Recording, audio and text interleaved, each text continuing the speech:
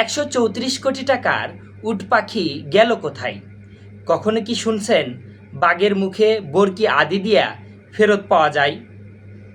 বিষয়টা হাস্যরসের হলেও এমনই এক ভয়ঙ্কর কাণ্ড ঘটছে।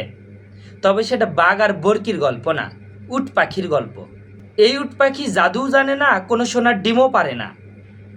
তারপরেও এই 134 কোটি টাকার উট পাখি উধাও হয়ে গেছে।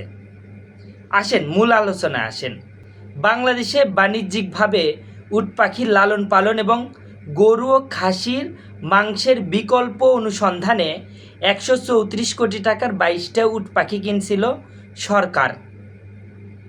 2019-20 অর্থ বছরে বরাদ্দ দেওয়া সেই প্রকল্পের একটা গবেষণাকারী দলের কাঁধে এই দায়িত্বটা ছিল, যে বাংলাদেশের আবহাওয়ার সাথে উট পাখির অভিযোজন, প্রজনন সক্ষমতা ও মাংসের বাজারজাতকরণ অনুসন্ধান, মানে গবেষণা করে এই জিনিসগুলা বের করা যে আসলে এটা বাংলাদেশে সম্ভব কিনা।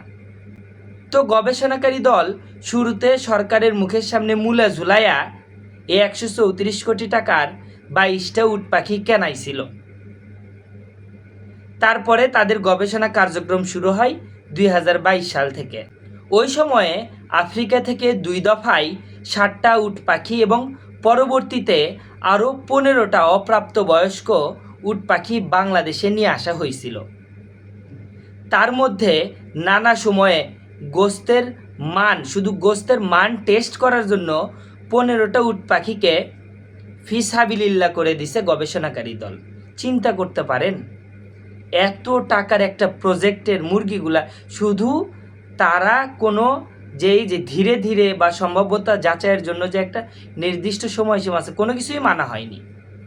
না মানে তারা এই লম্বা সময় ধরে প্রকল্প চলমান অবস্থায় 15টা উট পাখি তাদের পেটে চলে গেছে।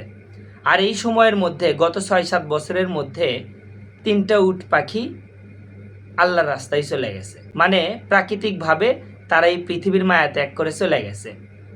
আর মাত্র 4টে উট পাখি জীবিত আছে বলে জানাইছে বাংলাদেশ প্রাণী সম্পদ গবেষণা ইনস্টিটিউট। এখন হাটে হাড়ি ভাঙ্গার মতো অবস্থা তৈরি হয়েছে যখন এই প্রকল্পটি শেষ পর্যায়ে আসছে। প্রকল্পটি শেষ পর্যায়ে এসে যখন দেখা যাচ্ছে এই প্রকল্প থেকে কোনো ফলাফলই পাওয়া যায়নি, তখনই তো সবার মাথা খারাপ হয়ে গেছে। এই প্রকল্পের নেতৃত্ব দেওয়া দলের এক সদস্য দাবি করছে সব প্রকল্পই সবসময় সফলতার মুখ দেখে না, আর যে 15টা উট পাখি ফিসাবিলিল্লাহ করে নিজেদের পেটে তুলছে সেটা নাকি খালি মাংস টেস্ট করার জন্য। তাইলে তোমরা যে শুরুতেই কইছিলা বাংলাদেশের আবহাওয়ার সাথে এই উট পাখিগুলা খুব সহজেই অভিযোজন করতে পারবি, প্রয়োজন মতো বাংলাদেশের সাথে খাপ খাইয়ে নিয়ে দ্রুতই প্রজনন ক্ষমতা দেখাতে পারবি উট পাখিগুলা, কিন্তু এই হাড় হাবাতার মতো কাম করে তোমরা করছো বাংলাদেশের আবহাওয়ার সাথে সহায়ক ছিল না উট পাখিগুলা বা উট পাখির প্রজাতিগুলা।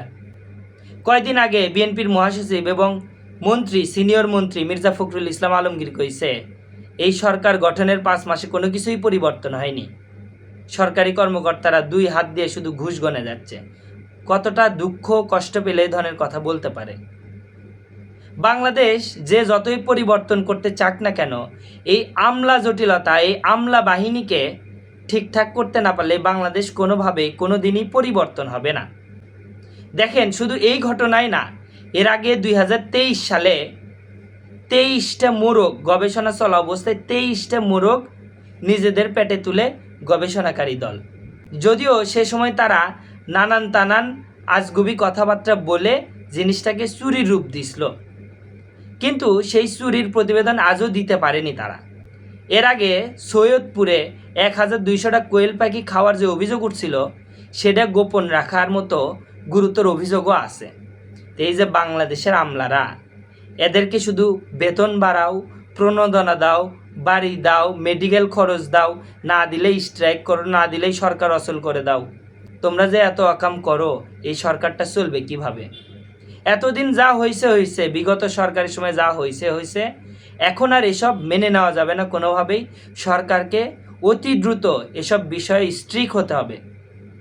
খিচড়ি পাকাতে বিদেশ যাওয়া, ABCD শিখতে বিদেশ যাওয়া, বাগান করতে শিখতে বিদেশ যাওয়া এসব অবিলম্বে বন্ধ করতে হবে।